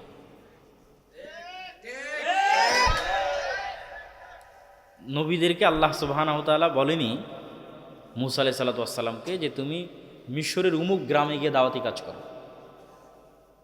কোথায় দাওয়াতি কাজ করো? ডাইরেক্ট ইযহাব ইলা ফিরআউন, ডাইরেক্ট ক্ষমতার মসনদে আঘাত, সোজা ফিরআউনের কাছে গিয়ে দাওয়াতি কাজ করো। ইব্রাহিম আলাইহিস সালাতু ওয়াস সালাম ডাইরেক্ট, তার পিতা আজরও মন্ত্রী, আর মন্ত্রী পরিষদের প্রধান তো নমরুদ। তো সব সময় নবীদের ফাইট হয়েছে তৎকালীন যুগে রাজা বাদশাদের সাথে। তো নবীরা এমন কি করলো যে রাজা বাদশাদের সাথে ফাইট হলো? তাহলে নবীদের রাজনীতি আমরা এখনো করতে পারি না। আমরা তো আমাদের জীবন তো আরাম আয়েশে পার হয়ে যাচ্ছে, তাই না? তো নবীদের দাওয়াত এবং নবীদের রাজনীতি আমাদের শিখতে এখনো দেরি আছে, বুঝতে এখনো দেরি আছে। তো আমি মনে করি যে আল আমরু বিল মারুফ ওয়ান নাহি আনিল মুনকার, সৎ কাজের আদেশ এবং অসৎ কাজে বাধা দেওয়া, এবং সেটা একদম সর্বোচ্চ পর্যায় থেকে সর্বনিম্ন পর্যায় পর্যন্ত, এটা নবীদের দাওয়াতের একটা মানহাজ। আমাদের দাওয়াতেও বিপ্লব আসবে যদি আমাদের দাওয়াত নবীদের মতো নিঃস্বার্থ হয়। আমাদের দাওয়াত নিঃস্বার্থ নয়, এই জন্য আমাদের দাওয়াতে বিপ্লব আসে না। এই জন্য আমাদের দাওয়াতে ক্ষমতার মসনদ নড়ে না। এই জন্য আমাদের দাওয়াতে কেউ ধরে জেলখানে নিয়ে যায় না, কারণ আমাদের দাওয়াত স্বার্থপর। আর নবীদের দাওয়াত ছিল নিঃস্বার্থ, যা বলেছে ওইটাই বাস। এটা ফেরাউনের জন্য যা, সবার জন্য তা। নমরুদের জন্য যা, সবার জন্য তা। আবু জাহাল আবু সুফিয়ানের জন্য যা, সবার জন্যই তা। ফলত এখানে সমস্যা তৈরি হয় এবং হবে। তো ওই মানের দাওয়াত যদি আমরা নিঃস্বার্থভাবে দিতে পারি, তাহলে সেটাই নবীদের রাজনীতি, সেটাই নবীদের দাওয়াতি পদ্ধতি। আমি আমার জায়গা থেকে আমার জ্ঞান এবং বিবেকে কোনো স্বার্থকে চিন্তা করে, কোনো দুনিয়াবি স্বার্থকে চিন্তা করে কখনো কথা বলিনি। আল্লাহ সুবহানাহু ওয়া তাআলা যেন মরা পর্যন্ত না বলায়, আল্লাহুম্মা আমিন। মৃত্যু পর্যন্ত যেন আল্লাহ আমাদেরকে ঈমানের উপর অটল রাখে, আল্লাহুম্মা আমিন।